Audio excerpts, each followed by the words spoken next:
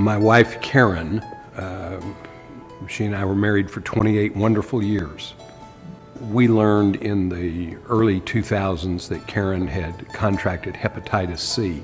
We had obviously known that she was critically ill, and we had discussed lots of things, such as what my life was going to be like afterwards.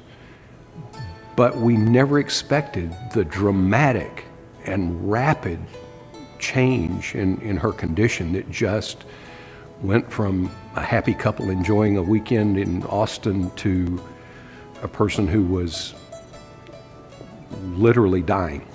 We were in a situation where Karen was in a sterile environment of an emergency room and then an ICU, and so I needed help.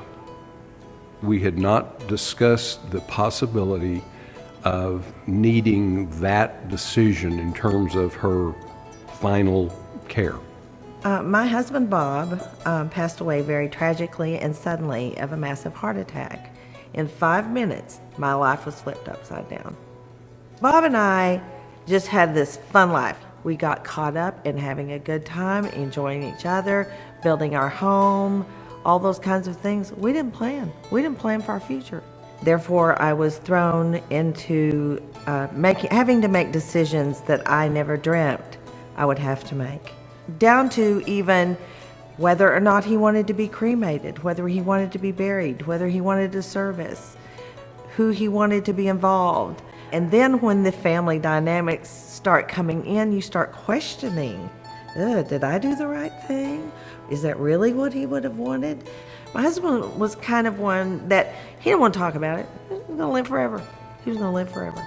Having been through this process, it just reinforces that conversations at a minimum with your loved ones about your wishes, and even more helpful, having a written directive would be incredibly helpful.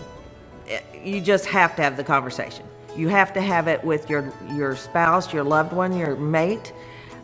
Then you need to go to the rest of your family and have that discussion with them so everyone is on board and knows what the plan is.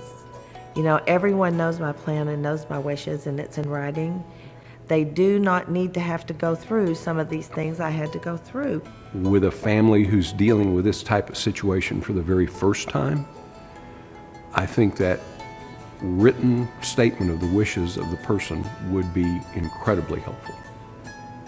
It can happen to anybody.